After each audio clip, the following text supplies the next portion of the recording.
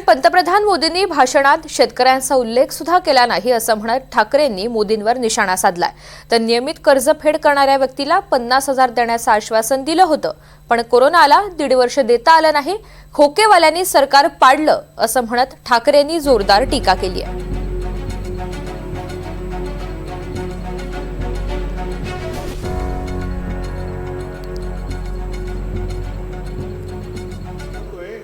त्यांच्या भाषणामध्ये कुठल्याही दोन्ही भाषणात 2, 3, 5, 10 भाषणं झाली असतील, एका तरी भाषणात शेतकऱ्यांबद्दल काही उल्लेख होता का?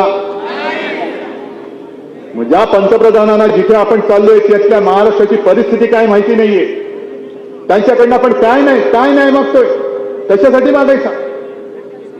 म्हणजे जे एक फूल आणि 2 हात बसलेले आहेत, कोण?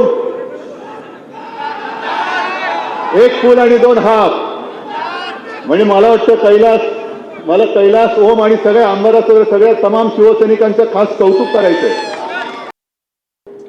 मी एकूण जे काही पॅकेज पाहिलं,